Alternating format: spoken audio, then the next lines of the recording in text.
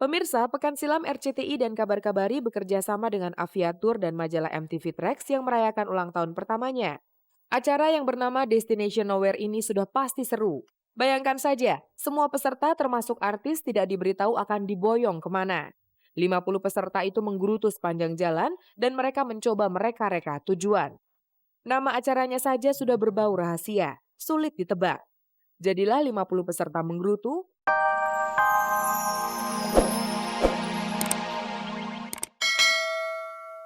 Sekali lagi keberanian Indra untuk jadi model tidak lain terutama karena motif ekonomi.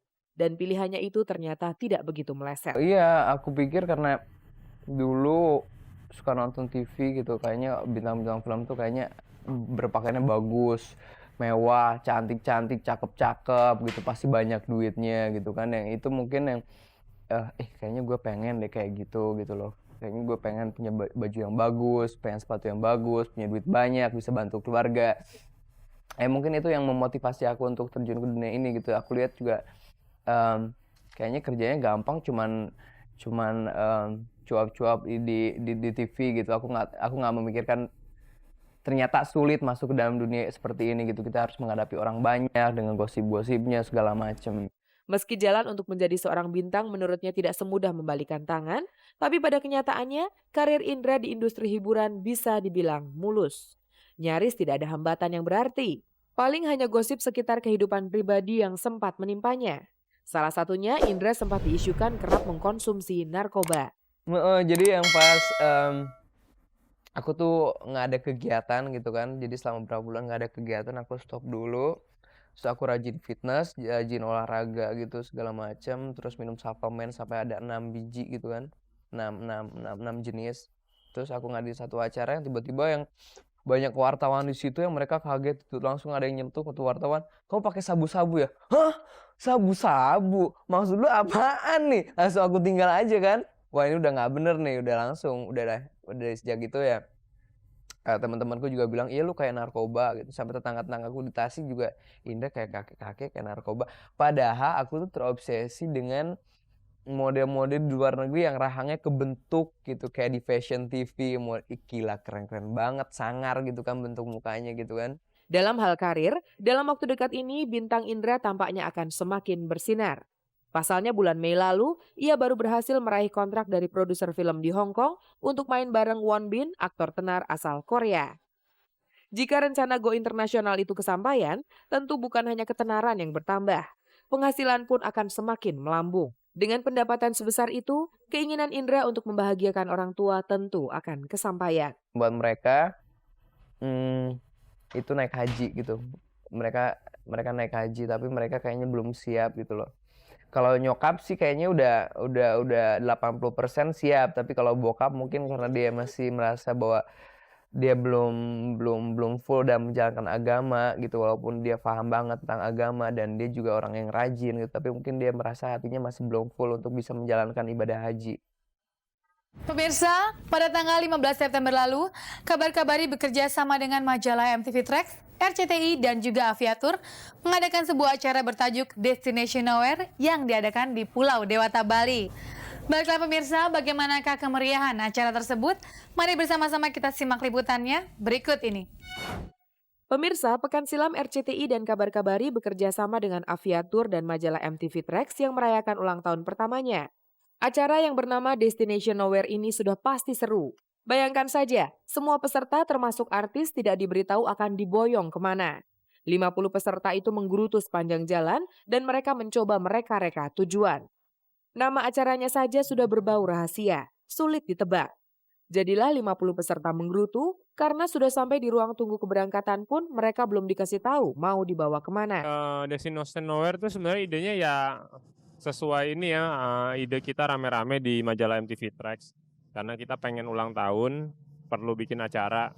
Kemarin sih sebenarnya udah bikin acara bertiga ya dengan MTV dan dengan MTV Sky gitu. Nah, tapi kita pengen bikin acara sendiri yang mana harus orisinal dan sesuatu yang lain lagi. Jadi akhirnya kita kepikiran gimana sih yang tetap dengan gaya gokilnya MTV, ngocolnya MTV, tapi juga tetap ada nilai positif ya. Akhirnya kita pikir kita akan bikin Destination Nowhere, di mana orang-orang tuh nggak akan bisa nebak akan dibawa kemana, tapi sebenarnya nantinya kita bisa mengeksplor kota-kota yang ada di Indonesia dengan lebih baik gitu loh. Karena rencananya sih program ini baru launchingnya aja yang sekarang ini. Nantinya akan majalah MTV Tracks akan bikin terus Destination Nowhere ke segala penjuru Indonesia gitu loh. Rencananya memang ini merupakan program reguler majalah MTV Tracks. Jadi mungkin setiap bulan kita akan pilih beberapa kota dengan beberapa acara yang unsur kejutannya tuh beda-beda setiap kali trip gitu loh. Intinya ini. Kayak kemarin kan kita ada, bayangin kita mengundang beberapa orang untuk ikut satu acara, datang ke suatu acara, kita nggak tahu, kasih tahu tempatnya, kemudian tiba-tiba begitu di pesawat, nggak tahu tujuannya kemana, pramugari juga nggak sebutin, tiba-tiba ada band coklat manggung ngamen di pesawat. Itu baru pertama kali kita ada program yang band terkenal seperti coklat itu main di pesawat. Kemudian sehubungan dengan peluncuran albumnya. Jadi emang ada unsur beritanya juga tinggi, unsur kejutannya juga lumayan mengejutkan buat peserta. Di ultah pertamanya ini, MTV Tracks memang ingin membagi kesenangan kepada semua penggemarnya. Alhasil, satu hari itu antara artis pendukung dengan para undangan berbaur bersama pembaca setia menikmati tantangan yang diberikan panitia. Misinya sih sebenarnya kalau misalnya diomongin misi secara MTV Tracks-nya sendiri ya tentunya kita pengen bikin acara, pengen seneng-seneng ya sama pembaca kita, sama para label ataupun para rekan-rekan wartawan gitu loh. Sekali-sekali kita jalan-jalan, tetap ini event tapi eventnya tuh fun gitu loh. Jadi enak juga kan. Jadi kita juga seru-seruan sama-sama. Kejutan pertama datang. Tiba-tiba grup band coklat yang ikut dalam rombongan mengeluarkan gitar lalu ngamen. Kontan saja seluruh rombongan histeris mendapat surprise seperti itu. Saat itu Coklat memang memakai momentum itu sebagai tanda resmi peluncuran album ketiga mereka yang berjudul Segitiga. Kayaknya bikin launching di atas pesawat baru pertama kali ini dilakukan artis Indonesia. Seusai acara, Kikan CS memberikan album tersebut kepada seluruh penumpang di pesawat. Yang kaset.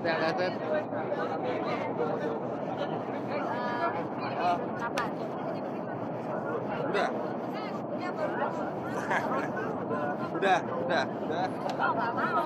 Nggak mau.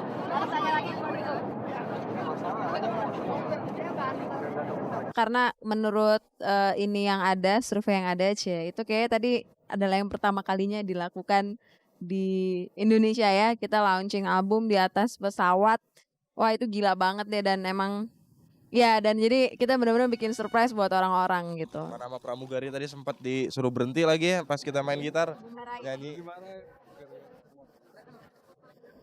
Sebenarnya ini semua serba dadakan loh. Sebenarnya kita cuma tahu dari ya kira-kira mungkin 2 minggu sebelum ini, dan apa yang harus kita kerjain di pesawat segala macam tuh benar-benar baru dikasih tahu tadi sebelum berangkat gitu. Jadi semuanya benar-benar serba spontan, serba surprise lah. Tidak ketinggalan, Ari, presenter kondang itu ambil bagian menghibur peserta. Kemahirannya bermain sulap dipamerkan kepada semua penumpang pesawat.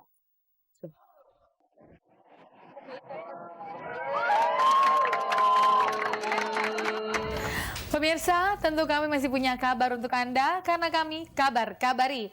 Dan saksikan terus sajian yang berikut ini. Setelah mengumumkan kedekatannya dengan seorang pria, Marini Suryo Sumarno dikabarkan telah melangsungkan pernikahannya dengan pria yang bernama Burhan Nur Abdullah pada hari Kamis kemarin.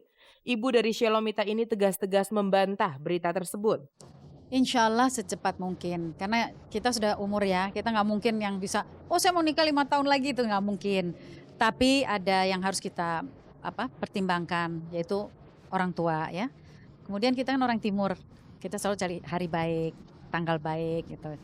Dan itu ditentukan oleh orang tua, karena beliau masih punya ibu, saya juga masih punya ibu. Walau belum menentukan tanggal pernikahan, namun Marini telah mempersiapkan segalanya, termasuk membicarakan adat yang akan dipakai. Enggak juga, mereka ngikut aja kok. Ngikut aja. Itu acaranya kita bukan bikin acara adat, kita nggak bikin kan cara Islam aja. Ya mungkin adat pakaian atau apa. Sedikit-sedikit aja lah yang tidak terlalu menyusahkan. Saya jalanin aja, tenang aja. Ya. Karena kita kan bukan seperti menikahkan anak dengan segala upacara, dengan segala macam. Enggak. Saya hanya pengen keluarga aja. Sama mungkin teman-teman dekat. Itu aja. Doain ya. Masih seputar pernikahan. Akhirnya gosip pernikahan Ulfa Dwiyanti terjawab sudah. Dia dikabarkan menikah yang ketiga kalinya dengan pria yang disebut-sebut bernama Abdul Hakim. Pernikahan tersebut dihadiri kerabat dekat dari kedua mempelai tanpa kehadiran teman profesi Ulfa dan dilaksanakan di kota Tasikmalaya pada hari